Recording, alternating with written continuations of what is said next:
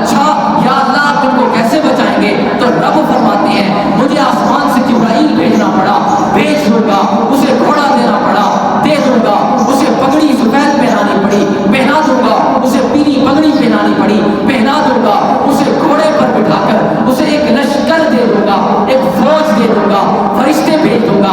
اب سوال ہوتا ہے ربا آج جبرائیل کیوں آئیں گے؟ کبھی تو تورات لے کر آئے تھے، کبھی زبور لے کر آئے تھے، کبھی انجیل لے کر آئے تھے، کبھی یونس کے پاس مچھلی کے پیٹ میں آئے تھے، کبھی یحییٰ کے پاس آئے تھے، کبھی یونس کے پاس آئے تھے، کبھی موسیٰ کے پاس پہاڑوں میں آئے تھے، کبھی ابراہیم کے پاس انگاروں میں آئے تھے۔ آج جبرائیل کیوں آئیں گے؟ تو رب فرماتے ہیں پہلے نبیوں کے پاس آ کر وحی لاتے تھے، آج صحابہ کی عزت و عظمت کے لیے میدان میں آ جائیں گے، لڑیں گے، یہ سامنے ہوں گے، یہ اس لیے آئیں گے آج محمد اور اس کے صحابہ کی عزت و عظمت کے لیے میدان میں آ جائیں گے اور اللہ انہیں فتح عطا فرما دے گا۔ الحمدللہ الحمدللہ والصلاة والسلام علی من لا نبی بعدہ اما بعد فاعوذ باللہ من الشیطان الرجیم بسم اللہ الرحمن الرحیم وَإِذْ يَعِدُكُمُ اللَّهُ إِحْدَى الطَّائِفَتَيْنِ أَنَّهَا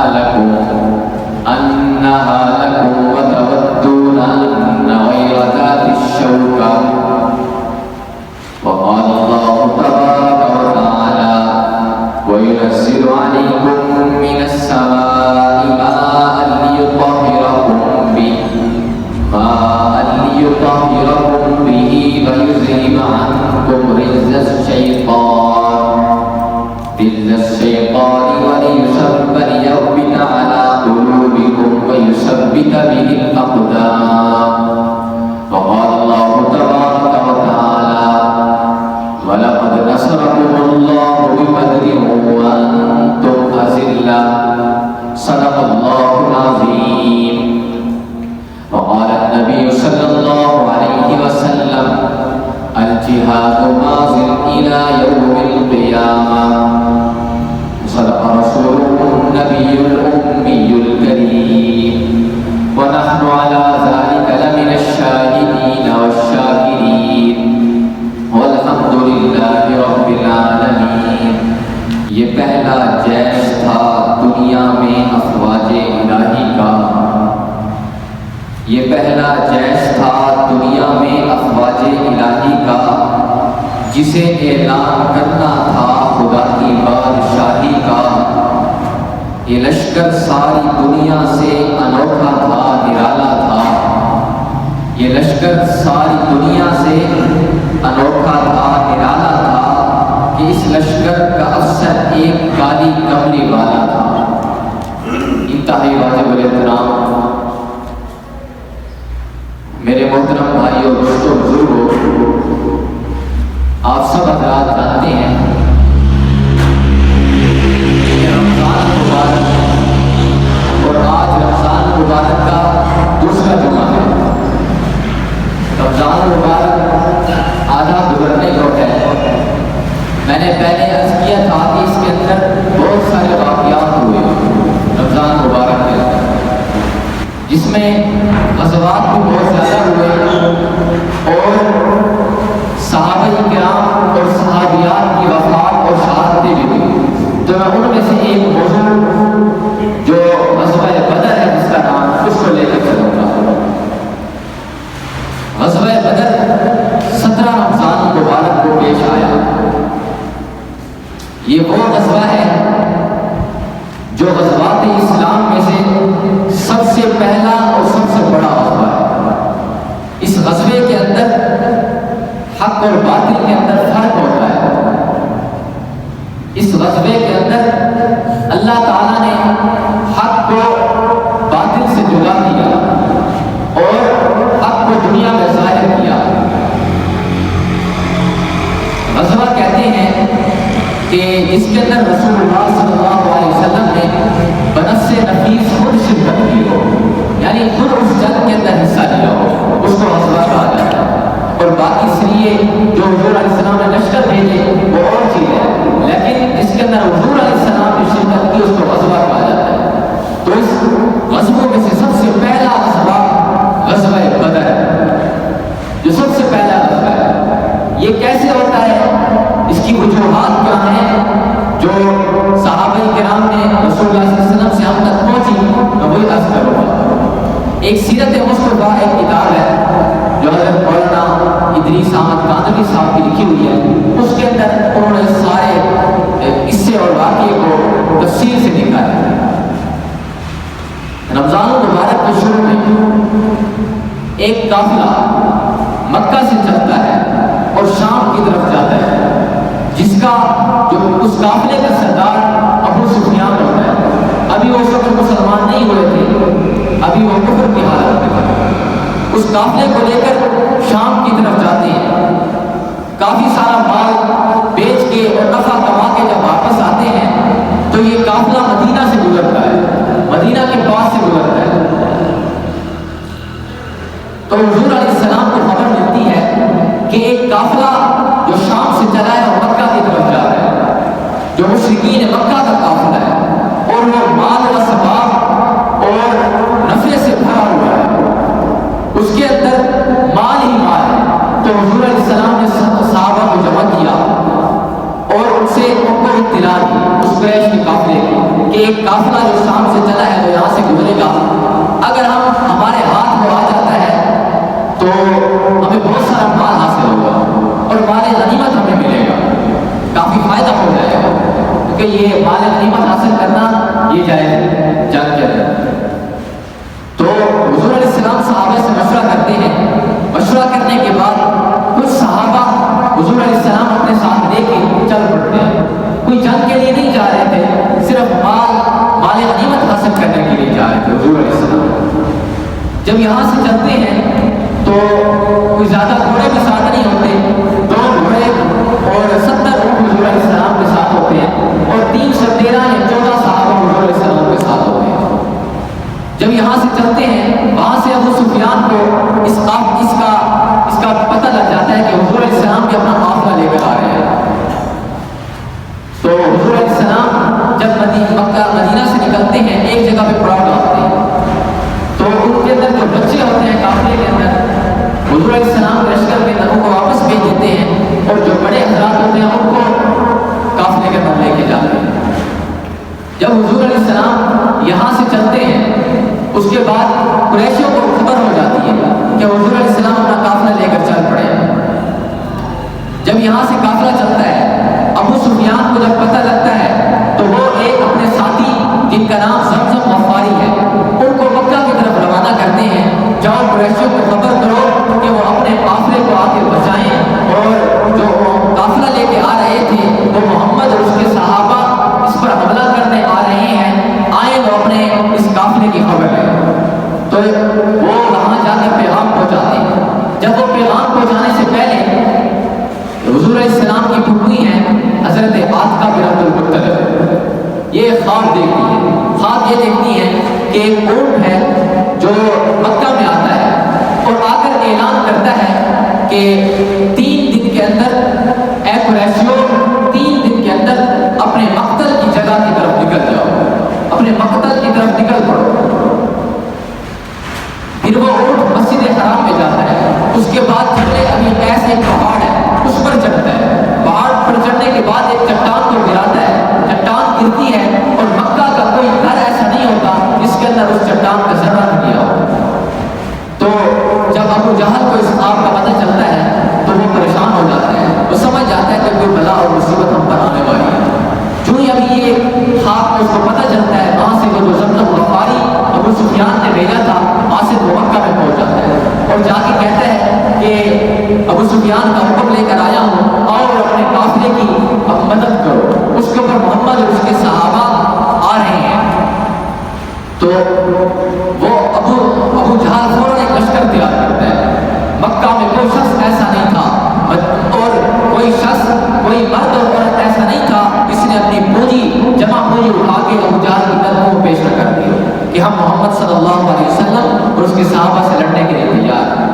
انہوں نے ایک لشکر تیار کیا، 1000 کا لشکر، اور وہ بڑے کر و فر کے ساتھ، بڑے تکبر کرتے ہوئے، گانے بجانے والی عورتوں کو ساتھ لیتے ہوئے، ڈھول ساتھ لیتے ہوئے، اور شرابیں اور کھانے پینے کی چیزیں ساتھ لیتے ہوئے مکہ سے نکل پڑے۔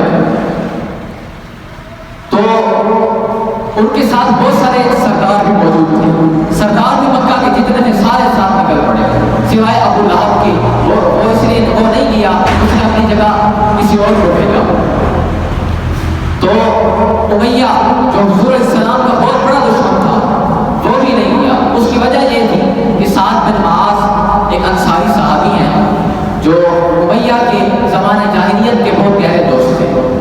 تو جب وہ شام کی طرف جاتے تھے، امیہ جب شام کی طرف جاتا تھا تو وہ حضرت سعد بن معاذ کی طرف، معاذ کے پاس رہتا تھا مدینہ، اور جب سعد بن معاذ مکہ کی طرف آتے تھے عمرہ کے لیے تو وہ پھر اس کے پاس، امیہ کے پاس رہتے تھے، کیونکہ دوستی تھی اس کے ساتھ۔ چنانچہ وہ عمرے کے غرض سے مکے میں آئے ہوئے تھے، تو انہوں نے امیہ سے کہا کہ مجھے اس وقت حرم میں طواف کے لیے لے کے جانا جب حرم خالی ہو، لوگ نہ ہوں اس کے اندر۔ تو امیہ دوپہر کے وقت لے کے گیا، سعد بن معاذ طواف کر رہے ہیں، ابو جہل سامنے آتا ہے اور کہتا ہے کہ اے ابو صفوان، یہ امیہ کی کنیت تھی کہ یہ کون ہے؟ وہ کہتے ہیں یہ سعد ہے، سعد بن معاذ۔ تو ابو جہل کہتا ہے آپ کن کو ٹھکانہ دے رہے ہو؟ تم ان بے دینوں کو ٹھکانہ دے رہے ہو جو ہمارے دشمن ہیں؟ تو سعد بن معاذ کہتے ہیں کہ اے ابو جہل، اگر تو نے مجھے طواف سے روکا تو میں تیرا شام کی طرف مدینہ سے جانے والا راستہ بند کر دوں گا۔ یہ سعد بن معاذ کہتے ہیں ابو جہل کو۔ اس کے بعد امیہ سعد رضی اللہ عنہ کہتے ہیں کہ آپ کس سے بات کر رہے ہیں؟ وہ ہمارا سردار ہے، اس وادی کا سردار ہے، آپ اسے نرم لہجے میں بات کریں۔ تو وہ جواب دیتے ہیں اے امیہ، میں نے رسول اللہ صلی اللہ علیہ وسلم سے سنا کہ تو محمد صلی اللہ علیہ وسلم اور اس کے صحابہ کے ہاتھوں سے قتل ہوگا۔ جب اس کو یہ معلوم ہوا تو پریشان ہو گیا، گیا گھر بیوی کے پاس گیا، اس کو یہ سارا ماجرا بتایا، اور وہ سمجھتے تھے ایسے تو حضور علیہ السلام کو صادق و امین نہیں کہتے تھے، صادق و امین کہتے ہیں وہ اس لیے کہ حضور علیہ السلام جو بات کہتے ہیں وہ سچی ہوتی ہے، یہ ہمارا عقیدہ ہے، حضور جو بات کہہ دیں وہ سچی ہے۔ اس پر تو کافر بھی ایمان رکھتے تھے مشرکین مکہ، وہ کہتے تھے جو حضور نے اگر کہہ دیا ہے تو یہ محمد کے صحابہ کے ہاتھوں سے قتل ہوگا۔ چنانچہ اس نے جانے سے انکار کر دیا۔ ابو لہب نے اس کی بہت زیادہ منتیں کی اور اسے کہا کہ اگر آپ نہیں جاؤ گے جنگ کے لیے تو اور عوام کیسے جائے گی؟ جب سردار نہیں جائے گا تو عوام کیا کرنے جائے گا؟ تو بڑی مشکل سے اس کو منایا، اس کو کہا کہ میں آپ کے لیے ایک ایسا گھوڑا تیار کروں گا جو بہت تیز ہوگا، خطرے کی صورت میں آپ کو واپس مکے لے آئے گا۔ تو وہ تیار ہو گیا۔ اس نے کہا، بیوی نے روکا، لیکن اس نے کہا کہ میں جاتا ہوں، تھوڑا آگے جا کے واپس آ جاؤں گا۔ غلاموں نے بھی روکا، پھر بھی وہ نہ مانا، چلا گیا، کیونکہ اس کو قضا اور قدر جو تھی وہ بلا رہی تھی، موت کی طرف کھینچ رہی تھی، تو چلا گیا۔ اب یہاں سے لشکر چل پڑا، وہاں سے حضور علیہ السلام کا لشکر چل پڑا۔ جب حضور علیہ السلام کو اطلاع ہوئی کہ 1000 کا لشکر ہمارے اوپر چڑھائی کرنے کے لیے آ رہا ہے، بڑے کر و فر کے ساتھ آ رہا ہے، گھوڑے اور تلوار اور تیر لے کے آ رہا ہے، تو حضور علیہ السلام نے صحابہ اکرام کو جمع کیا اور ان سے پوچھا کہ لشکر آ رہا ہے، کیا کریں؟ حضرت ابوبکر صدیق کھڑے ہو گئے، یا رسول اللہ، ہم آپ پر ایمان لائے، جب تک جان میں جان ہے ہم آپ کے ساتھ کھڑے رہیں گے۔ انہوں نے اظہار جانثاری فرمایا۔ اس کے بعد حضرت عمر کھڑے ہو گئے، یا انہوں نے بھی اظہار جانثاری فرمایا، یا رسول اللہ، آپ پر جان بھی قربان ہے، سب کچھ آپ پر قربان ہے۔ اس کے بعد حضرت مقداد ایک صحابی ہیں، وہ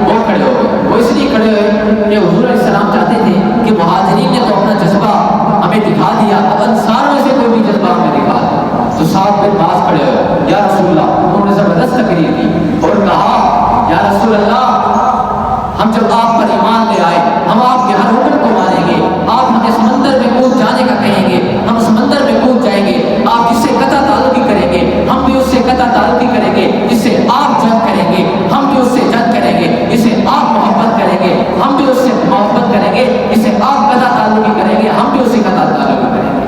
یہ سات بن باز ہے تقریر کی۔ حضور علیہ السلام خوش ہو گئے اور ان سب کے لیے دعا کی۔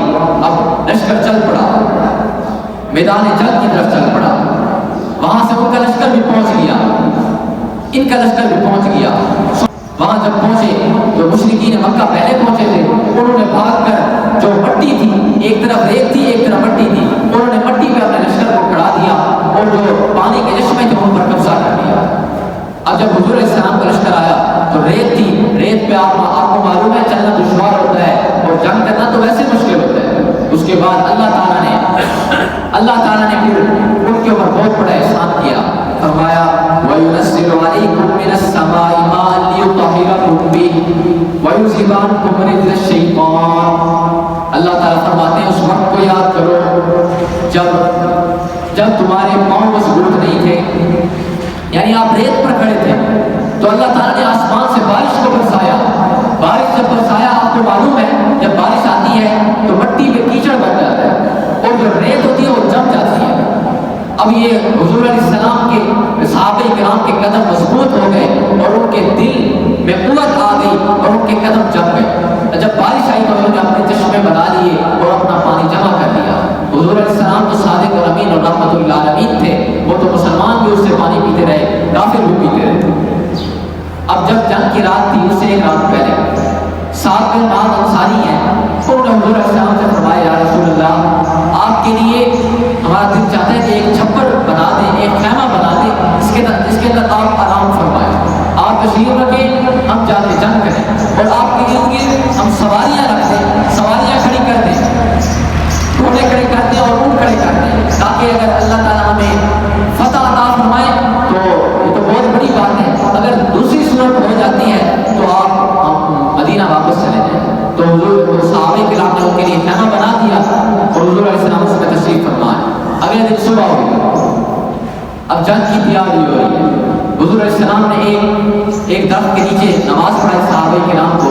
نماز پڑھانے کے بعد صفیں سیدھی ہو رہی ہیں، ادھر سے ابو جہل اپنی صفوں کو سیدھا کر رہے ہیں، یہاں سے حضور علیہ السلام اپنی صفوں کو سیدھا کر رہے ہیں۔ حضور علیہ السلام ساری رات دعائیں مانگتے رہے اللہ سے اور اللہ تعالیٰ کے سامنے آہوزاری کرتے رہے، کبھی سجدے میں جاتے ہیں، کبھی اٹھ جاتے ہیں، کبھی ہاتھ پھیلاتے ہیں اور کبھی پھر سجدے میں جا کے اللہ سے دعا مانگتے ہیں۔ حضور علیہ السلام دعائیں مانگتے ہیں۔ صبح ہوئی، لشکر کی ترتیب دی اور ابو جہل اپنے لشکر کو ترتیب دے رہے ہیں اور یہاں سے حضور علیہ السلام اپنے لشکر کو ترتیب دے رہے ہیں۔ حضور علیہ السلام کے ہاتھ میں ایک تیر تھا، تیر لیتے گئے اور صفوں کو سیدھا کرتے رہے۔ ایک صحابی جن کا نام سواد بن حزیہ تھا وہ ذرا سب سے آگے نکلے ہوئے، حضور علیہ السلام نے تیر ان کی ہلکا سا پیٹ کے اندر ان کو ٹچ کیا، جس کی وجہ سے انہوں نے فرمایا استوایا یا سواد اپنی صفوں کو سیدھا کرو، اپنی صف کو سیدھا رکھو۔ تو ان صحابی نے کہا یا رسول اللہ آپ نے مجھے درد مند کیا۔ صحابی کا پیار تھا کہ حضور علیہ السلام نے ہلکا سا تیر لگایا، اس نے کہا یا رسول اللہ آپ نے مجھے درد مند کیا، میں آپ سے بدلہ لوں گا۔ تو حضور علیہ السلام نے اپنا یہ کپڑا مبارک پیٹ سے اٹھایا، پیٹ مبارک سے اٹھایا اور کہا اور بدلہ لے لو۔ صحابی آئے اور حضور علیہ السلام کے پیٹ سے چمٹ گئے اور کہا یا رسول اللہ میں تو صرف بوسہ دینا چاہتا تھا اور میں یہ چاہتا تھا کوئی پتہ نہیں جنگ کا دن ہے، میں اس دنیا سے چلا جاؤں، شہید ہو جاؤں، پھر یہ موقع ملے نہ ملے، میں تو صرف آپ کا یہ پیار اور محبت لینا چاہتا تھا۔ صحابی حضور علیہ السلام نے اس کے لیے دعا فرمائی۔ اب جنگ کا وقت آ گیا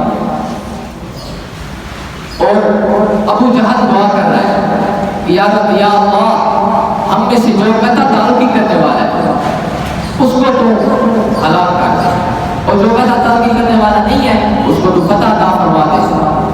اب جنگ کی جب صفیں بن گئی وہاں سے 3 کافر نکلے اور آ کے یہاں مقابلے کے لیے کھڑے ہوئے، جن کا نام عتبہ بن ربیعہ، شیبہ بن ربیعہ، یہ دونوں بھائی تھے اور عتبہ کا بیٹا ولید بن عتبہ، یہ تینوں مقابلے میں نکلے۔ وہ اس لیے پہلے نکلے کیونکہ اس کو ابو جہل تانے دیتا تھا ابیہ کو کہ تو ڈر ہو گئے، تو جنگ کے لیے نہیں جاتا، اس لیے وہ سب سے پہلے آیا تاکہ مجھے معلوم ہو جائے ان کو کہ میں بڑا بہادر ہوں۔ جب وہ جنگ کے میدان میں نکلے یہاں سے 3 انصاری صحابہ نکلے، انہوں نے منہ کو چھپایا ہوا تھا تو انہوں نے پوچھا آپ کون ہو؟ انہوں نے کہا ہم انصار میں سے ہیں۔ تو انہوں نے کہا ہم آپ سے نہیں لڑنا چاہتے، ہم اپنی قوم کے قریشیوں سے لڑیں گے۔ انہوں نے کہا اے محمد ہمارے مقابلے کے لوگ بھیجو، ہماری قوم کے بھیجو۔ حضور علیہ السلام نے حضرت علی کو بھیجا، حضرت حمزہ کو بھیجا، اس کے بعد حضرت عبیدہ بن حارث کو بھیجا کہ جاؤ ان سے مقابلہ کرو۔ اب مقابلے کے لیے دونوں آمنے سامنے ہیں۔ جب مقابلہ ہو رہا ہے، اب جو عبیدہ ہیں وہ عتبہ کے مقابلے میں، جو ایک اور صحابی ہیں وہ شیبہ کے مقابلے میں، اور ولید حضرت علی کے مقابلے میں، یہ تینوں آپس میں لڑ رہے ہیں۔ اب جو وہ دونوں صحابی تھے انہوں نے تو اپنے مقابل کو بچھاڑ دیا۔ اب جو عبیدہ تھے انہوں نے اپنے مقابل کو نہیں بچھاڑا، اس کو ایک وار کیا جس سے وہ بھی زخمی ہو گیا، یہ بھی زخمی ہو گئے۔ اس نے ان کے پاؤں کاٹ دیے۔ اب ان کو حضور علیہ السلام کی طرف لایا گیا، اس صحابی کو، یا رسول اللہ کیا میں شہید ہو گیا ہوں؟ انہوں نے کہا جی ہاں آپ شہید ہو۔ میں جنتی ہوں؟ انہوں نے کہا جی ہاں آپ جنتی ہیں۔ حضور علیہ السلام کو انہوں نے دنیا میں بشارت دے دی، پھر وہ شہید ہو گئے۔ اس کے بعد اب لڑائی شروع ہو گئی۔ حضور علیہ السلام دعا مانگ رہے ہیں، یا اللہ، وہاں سے ابو جہل دعا مانگ رہے ہیں، یہاں سے اللہ کے رسول اللہ دعا مانگ رہے ہیں، یا اللہ اگر یہ اس دنیا سے چلے گئے تو تیرا نام لینے والا کوئی نہیں ہوگا، تیرا ڈنکا بجانے والا کوئی نہیں ہوگا۔ اللہ اگر تو چاہتا ہے کہ تیرا نام رہے، تو چاہتا ہے اسلام رہے، تو چاہتا ہے دین رہے، ان فی خلق السماوات والارض کے تذکرے رہے، خلق السماوات والارض کی بات رہے، قل هو اللہ احد اللہ الصمد لم یلد ولم یولد کی بات رہے، تیری وحدانیت کی بات رہے، تیرے دین کا ڈنکا بجتا رہے، تیرے وحدانیت کا ڈنکا بجتا رہے، تو ربا ان کو بچا لے۔ یہی ہے جو میرے پاس تھے، میں نے لا کے تیرے قدموں میں رکھ دیے، تیرے سامنے پیش کر دیے، یہی 313 ہے۔ اگر یہ چلے گئے کچھ نہیں رہے گا، ایمان نہیں رہے گا، اسلام نہیں رہے گا، قرآن نہیں رہے گا، نظریہ نہیں رہے گا۔ تو اللہ کہتے ہیں میرے رسول پریشان نہ ہو، آپ سر تو سجدے سے اٹھائیے، آپ بکڑا تو دکھائیے، آپ چہرہ تو دکھائیے، رب انہیں بچائے گا، نہیں گوائے گا۔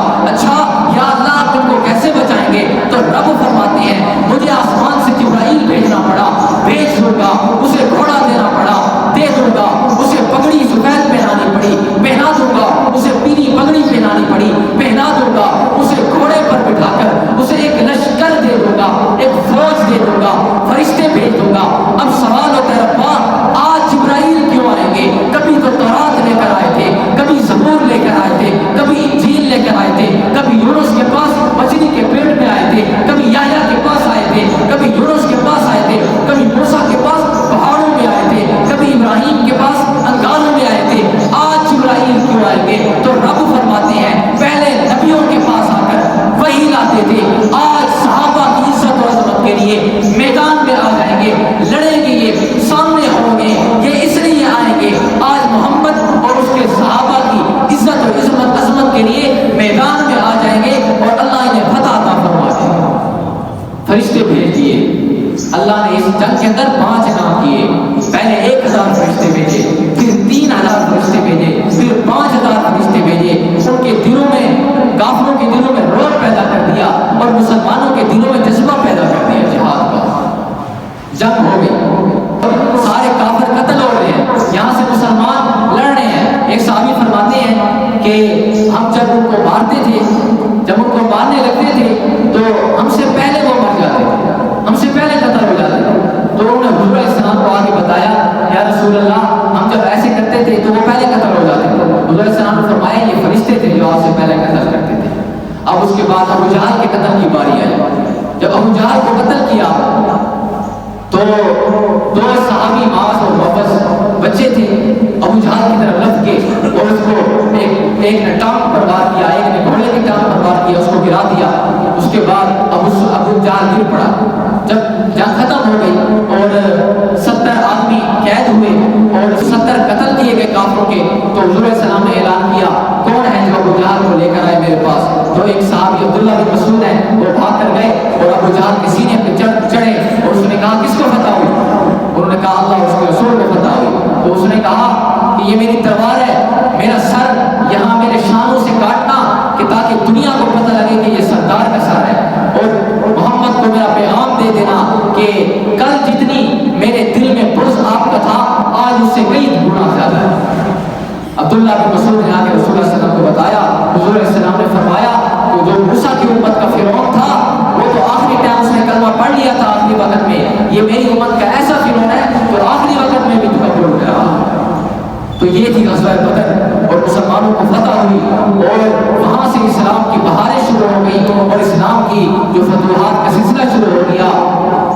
تو اللہ تعالیٰ نے ان کو عزتیں دی، آج بھی ان کا نام موجود ہے اس لیے کہ انہوں نے اسلام کے سب کچھ قربان کر دیا۔ اگر ہم کو سب کچھ قربان کریں گے اللہ ہمیں بھی عزت دیں گے۔ رمضان مبارک ہے، اس کے اندر روزے اشرے کی جو دعا حضور السلام نے بتائی ہے، استغفار زیادہ سے زیادہ کرنا چاہیے اور یہ پڑھنا چاہیے استغفر اللہ ربی من کل ذنب واتوب الیہ، یہ دوسرے اشرے کی دعا ہے۔ اور روزے اور تراویح سب عبادات کرنی چاہیے۔